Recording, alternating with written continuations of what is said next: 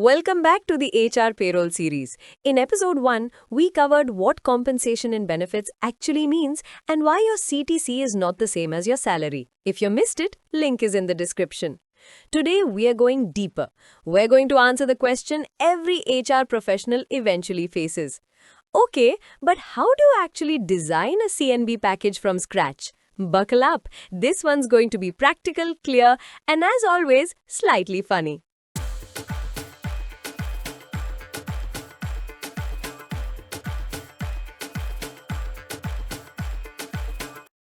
Let's start with the big picture. Designing a CNB package means building a system that answers three questions. What do we pay people? How do we structure it? And why? What are we trying to achieve? Think of it like this.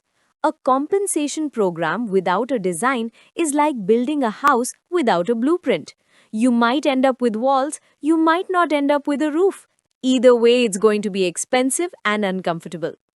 A well-designed CNB program has three core elements. Element 1, compensation philosophy. Your documented beliefs about pay. Without this, every hiring manager makes up their own rules. Chaos follows.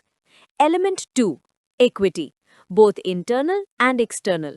Fair pay inside the company and competitive pay versus the market. Element 3, component selection.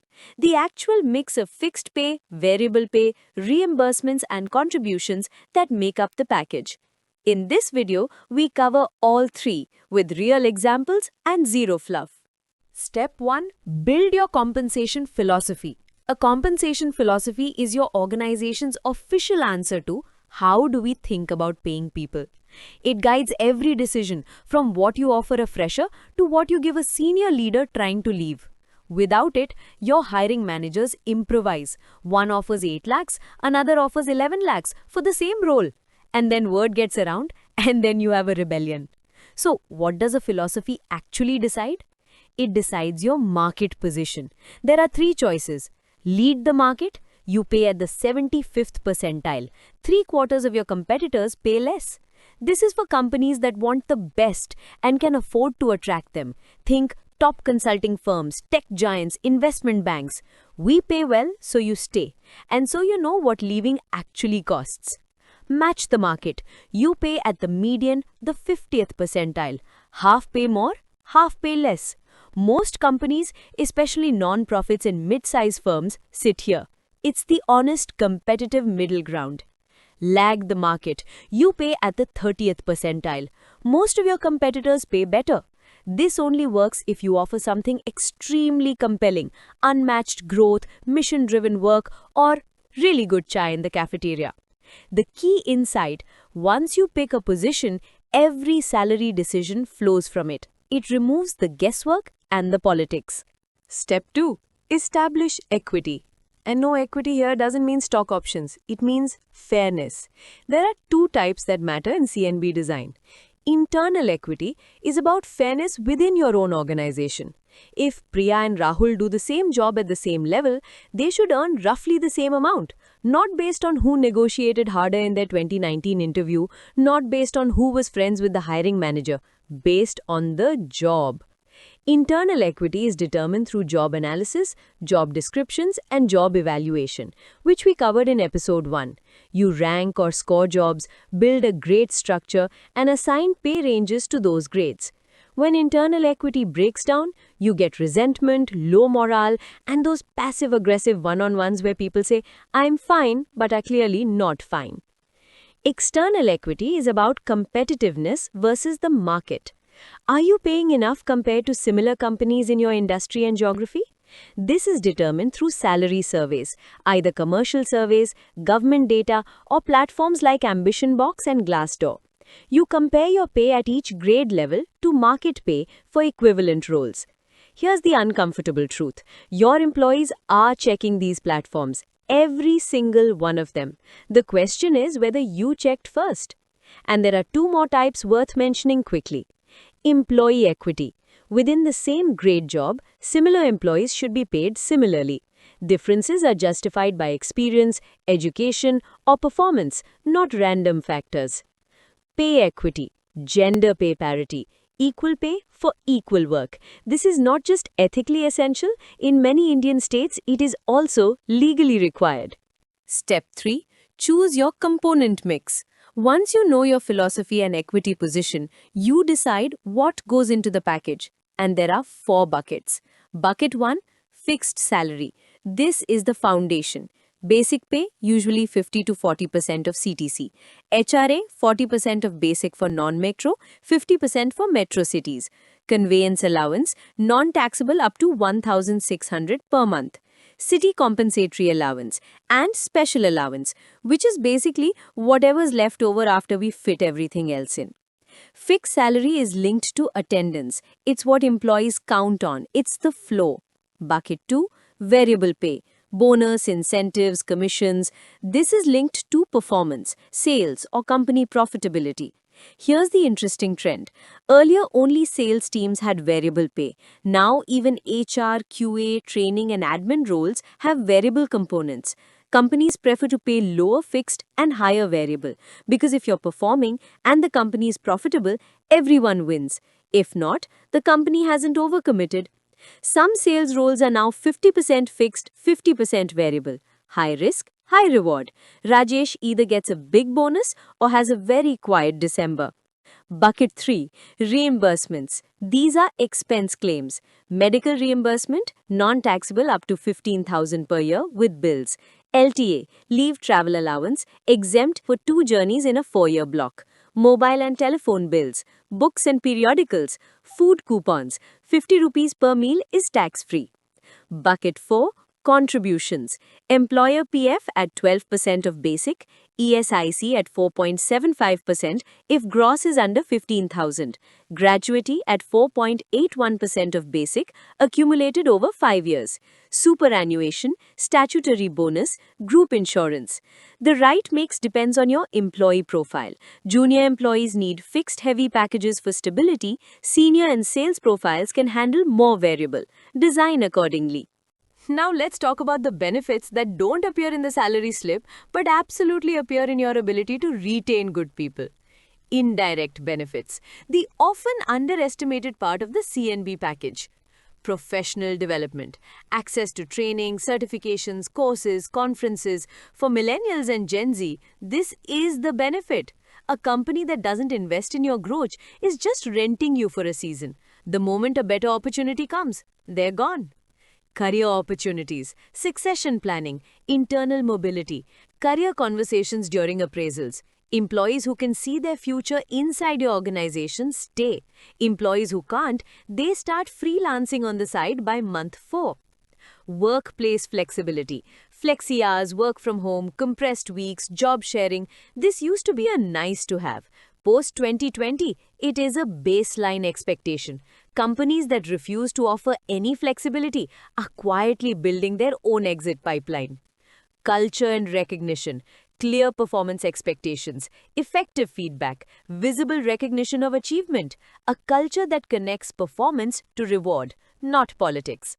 Here's the McKinsey insight worth remembering. For employees who are reasonably satisfied with their pay, it's the non-financial benefits that drive long-term engagement, not another 5% raise.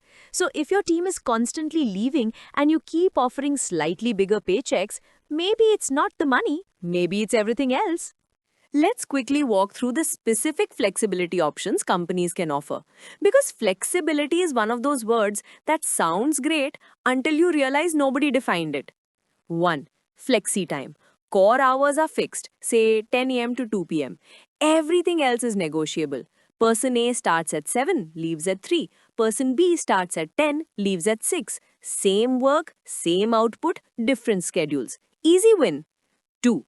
Compressed work week. Work 40 hours in 4 days instead of 5. 4 10-hour days and then a 3-day weekend. Studies show productivity stays the same or improves and your employees love you for it. 3. Job sharing. 2 qualified employees split 1 full-time position. Each works part-time. This is excellent for senior employees approaching retirement. Pair them with a high-potential junior for knowledge transfer. The senior feels valued, the junior learns, the company keeps its institutional knowledge. 4. Telecommuting or work from home. Pre-pandemic luxury, post-pandemic standard. Remote work has been shown to increase productivity. The resistance is usually cultural, not operational. 5. Regular part-time. Meaningful work, reduced hours. Attracts caregivers, students, and those who've decided that balance is non-negotiable.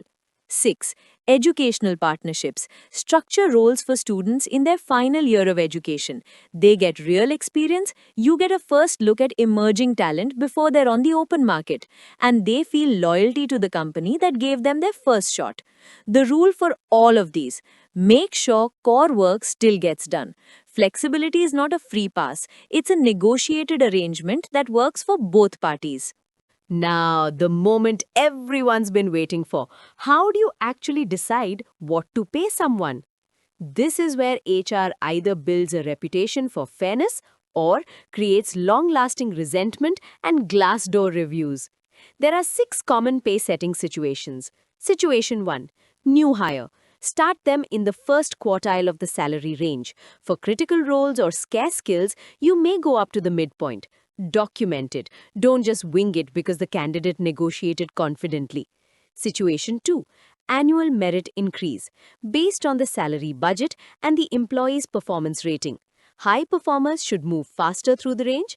Average performers move slower. Non-performers may not move at all, which is also a policy, not a punishment. Situation 3. Internal transfer or promotion. When someone moves to a higher grade, their new salary should be at least the minimum of that grade's range. You cannot promote someone and keep them at the bottom of their old range. That's just a title change. Employees notice. Situation 4. Retention risk. Your top performer shows up with a counteroffer from a competitor. The right time to have addressed this was 6 months ago during their last review. But if you're here now, evaluate quickly and act. A pay adjustment to retain a key person is almost cheaper than replacing them. Situation 5. Market correction. Your annual salary survey shows you're 15% below market for software engineers. This is not a surprise, it's a data-backed emergency. Adjust before you start losing people, not after. Situation 6. Scarce skill. Sometimes the market demands a premium for specific skills. AI, data science, specialized compliance. Pay it. Document the exception, but don't let it become the norm without a structured policy. The golden rule of CNB design: decide pay with data. Document every exception. Build a system, not a series of one-off deals. All right, let's bring it home. 6 takeaways from this episode. 1. Start with your compensation philosophy. Lead, match, or lag the market.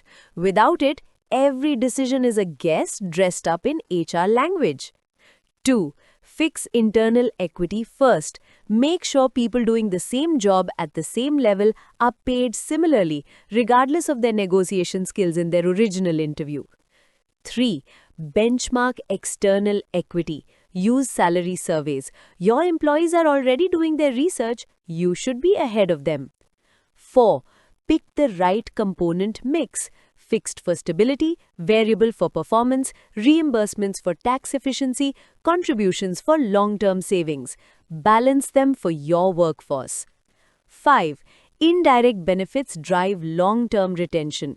Culture, flexibility, growth, and recognition matter more as base pay becomes satisfactory. Don't neglect them. 6. Decide base systematically. Every situation, new hire, promotion, retention, market correction, has a right answer. Find it with data, document it, apply it consistently. If this was helpful, hit the like button. It genuinely helps this channel grow. Subscribe for the complete HR payroll series. We cover CTC structure, payroll processing, income tax, gratuity, bonus calculation, and more, all in the same no-nonsense style. Comment your biggest CNB design challenge. I'll pick the top questions for the next video. See you in episode 3.